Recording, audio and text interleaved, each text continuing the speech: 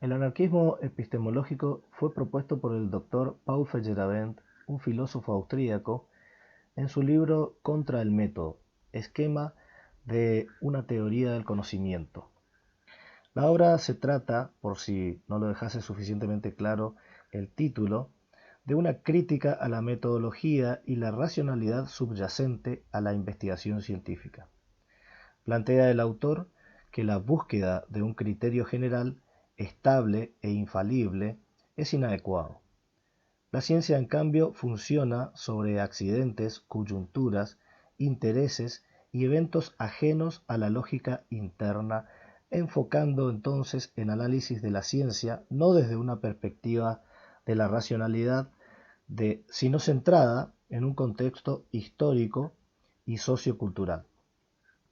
Así Feyerabend sostiene que no existen reglas de carácter general que deban ser siempre seguidas y que la ruptura de estas tampoco es accidental o inconsciente. Argumenta que todas las metodologías tienen sus límites y la única regla que sigue siendo válida es todo vale, una declaración característica de la actitud relativista.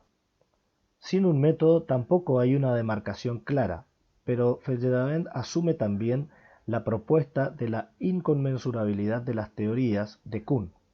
Inconmensurabilidad significa, en el contexto de la filosofía de la ciencia, la imposibilidad de comparar y establecer relaciones entre teorías científicas para poder decir cuál de ellas es más verosímil o para traducirlas unas en otras. Veamos entonces las ventajas del anarquismo epistemológico. Su aplicación en las epistemologías del sur. Si bien Feyerabend en principio planteaba una oposición al modelo de ciencia hegemónica, su teoría tuvo aplicaciones en otros ámbitos y más específicamente tuvo mayor aceptación en la cultura, de parte principalmente de los pueblos indígenas del continente americano, en la búsqueda de la validación de su cultura, una cultura menoscabada desde la visión eurocentrista, mas no inferior de ninguna manera a cualquier otra desde esta aplicación de la teoría de Feyerabend.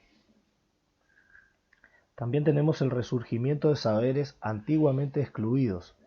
La teoría posibilita la aparición de conocimientos antiguamente eliminados por el paradigma reinante de la ciencia hegemónica en su tiempo. En lugar de buscar ampliar los saberes partiendo de la ciencia más avanzada, el proceso puede conseguirse desde una crítica al pasado.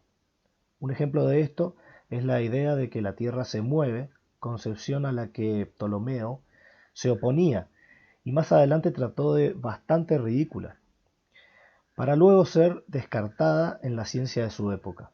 No fue sino hasta el siglo XVI que Copérnico reflotó aquel punto de vista y cambió esa concepción. El anarquismo epistemológico también conlleva algunas desventajas, como por ejemplo fomenta la creencia en las pseudociencias.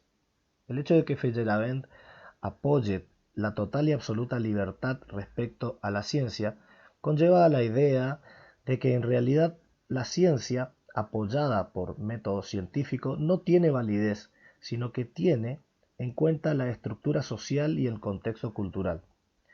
Siendo así, es posible que el conocimiento científico sea formado o entendido mediante elementos no racionales o extracientíficos. Otra desventaja es el principio de todo vale. Si todo es válido para aplicar la ciencia, significa que se necesita flexibilidad en los planteamientos y creatividad en las soluciones adoptadas, por lo que no hay resultado exacto y la conclusión puede ser relativa, ya que todo está regido bajo leyes universales. También niega al método científico y crea la ausencia de un método para una norma y la práctica científica del progreso acaece gracias a un método irracional y acientífico, al tratar de resolver un problema, los científicos usan indistintamente un método u otro. No existe una racionalidad que guíe la investigación científica. Al contrario, el científico hará uso de fuentes muy diversas que le vengan al caso para apoyar su investigación, tales como sugerencias heurísticas, concepciones del mundo, etc. Esto se considera una desventaja, ya que al negar la existencia de un método para la ciencia, ésta no podrá diferenciarse de otras disciplinas no científicas.